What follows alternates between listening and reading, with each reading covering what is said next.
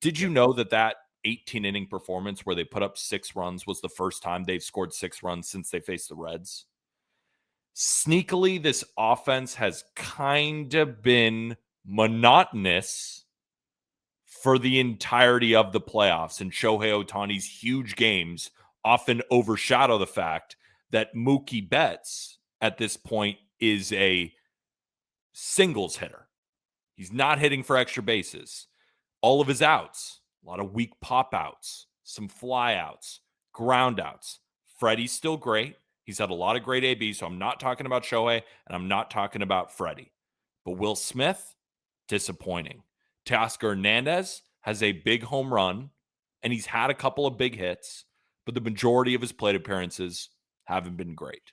Max Muncy went 0 for 7 in that 18-inning game. He was the only guy on the Dodgers who didn't have a hit. I think he was the only starter in the entire game who didn't have a hit. And then today, he had that double at the end, which helped his case. But up until then, it was an 0 for 10 streak, right? You go down the line. Tommy Edman has not had that great of a series.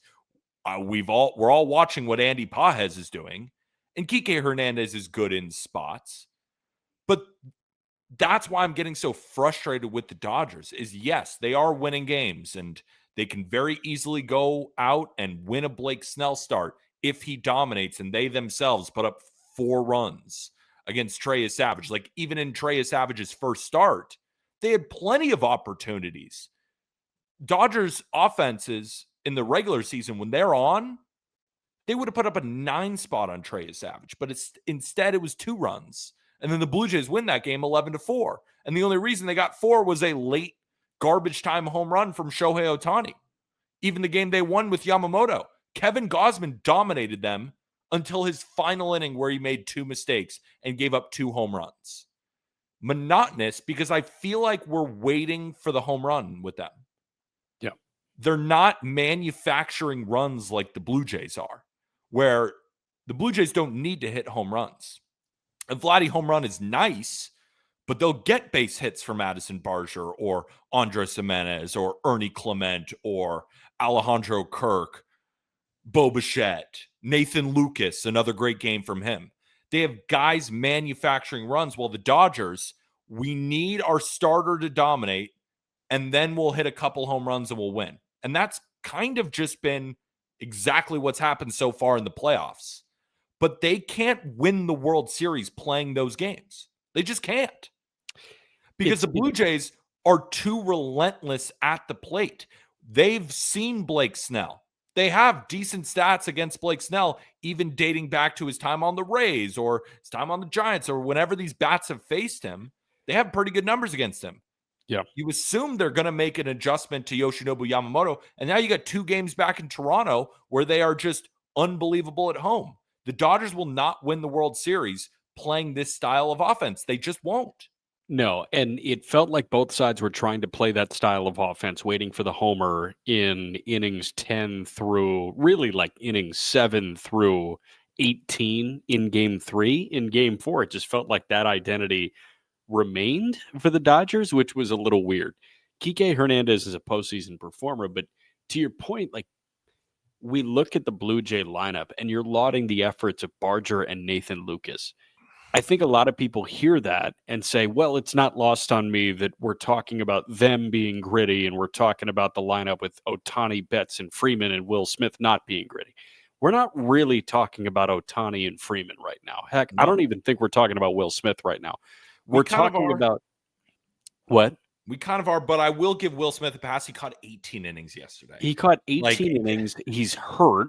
Yeah. And he hit a big homer earlier. Edman is hurt too. I know he's still dealing with that ankle injury. I get it. I'm just saying we now have 3 games left. Yes. So somebody's got to snap into gear. And when you get to the bottom half of that lineup, we're sitting here begging for an Alex Call opposite field single that can only come because he's pinch hitting for Pages, who has been unplayable at this point. Yeah. Oh my, his swing looks broken to me. He's clipping everything. I don't know what's going on right now, but I don't know. There are just so many elements to this Dodger lineup that I feel like would be mighty frustrating, even in an 18 inning win. I feel like there are Dodger fans out there that would say, "I don't feel good about our lineup," and I'm saying that's entirely valid. I understand where you're Valid. coming from. So Monotonous. I don't know. They gotta kick that shit into gear in Game 5. But Game 5, we do know we're getting a repeat of Game 1. It'll be Savage and Snell again in LA before this series pivots back to Toronto.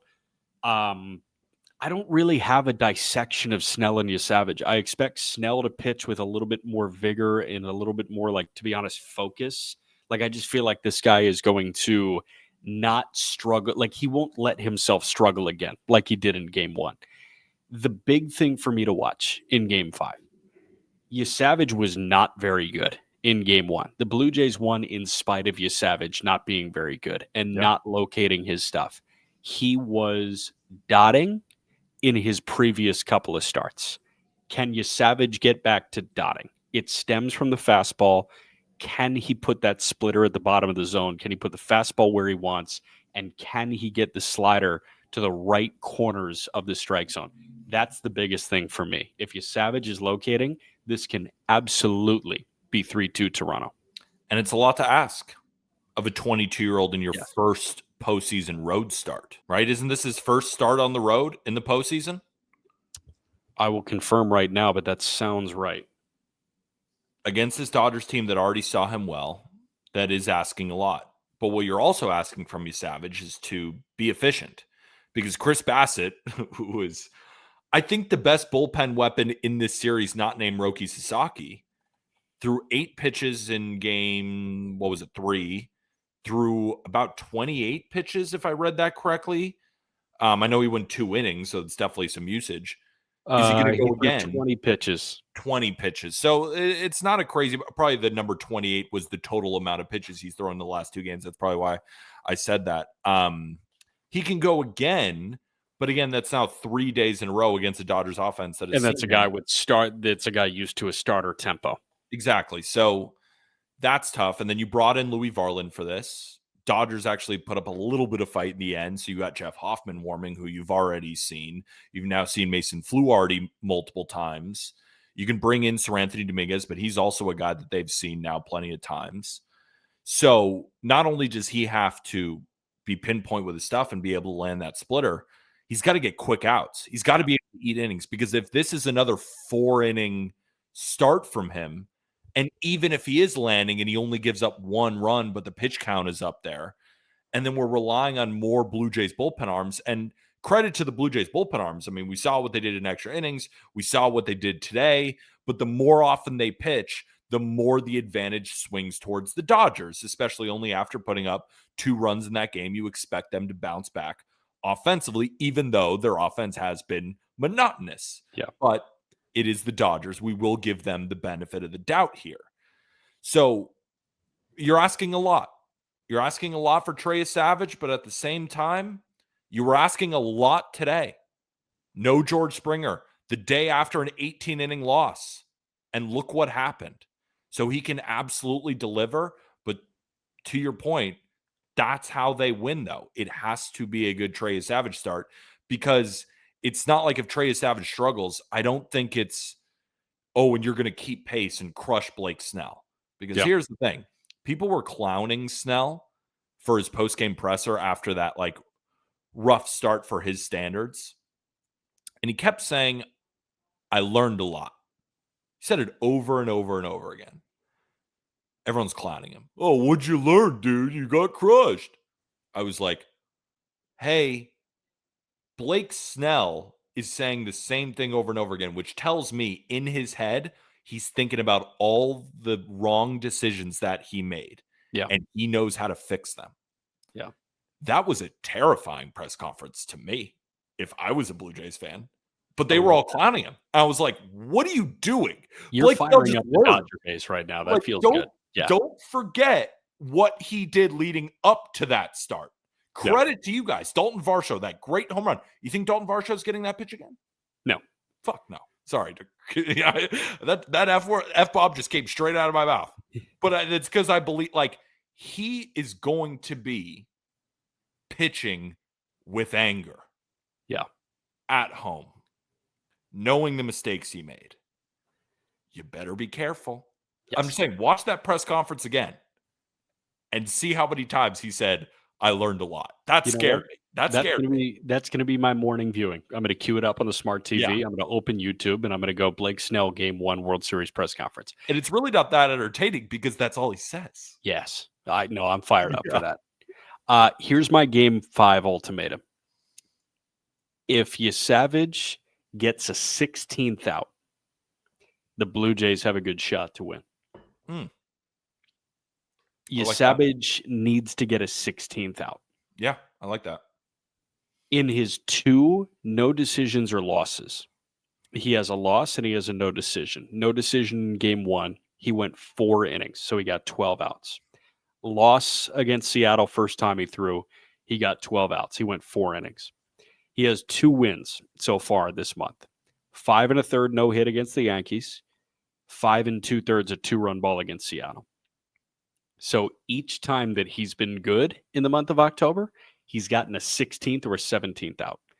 So Trey Savage needs a 16th out. And to your point about the Blue Jay bullpen, they need a 16th out from him because then all of a sudden you're not covering 4. No, you're probably covering 3.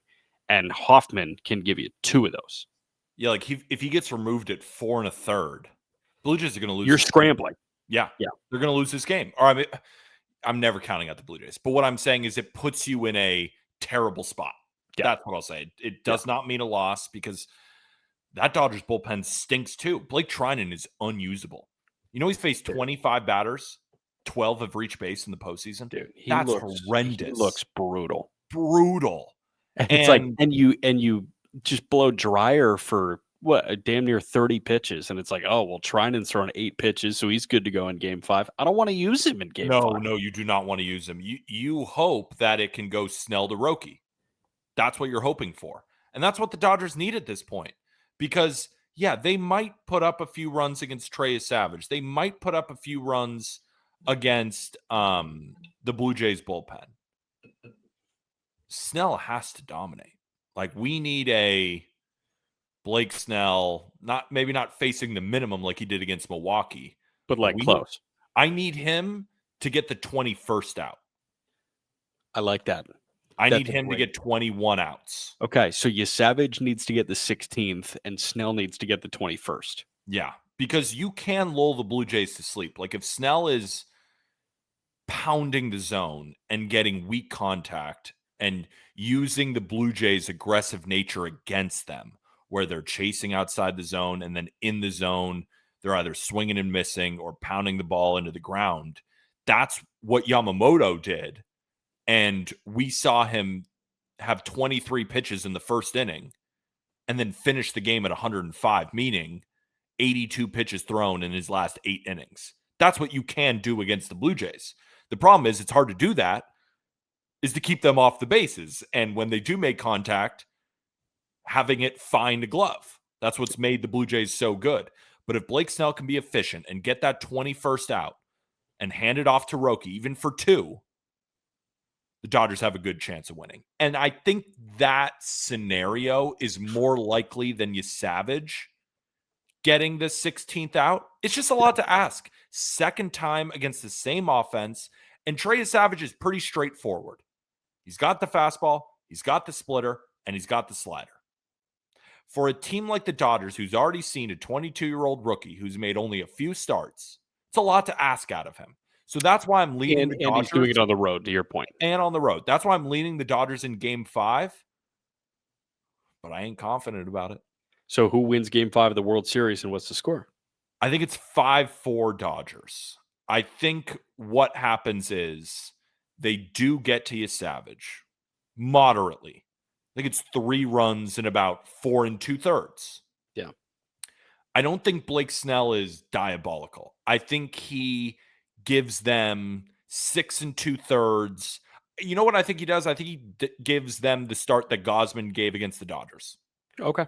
Where it's retired 17 in a row, but went 6 2/3 of 3 earned. Yeah.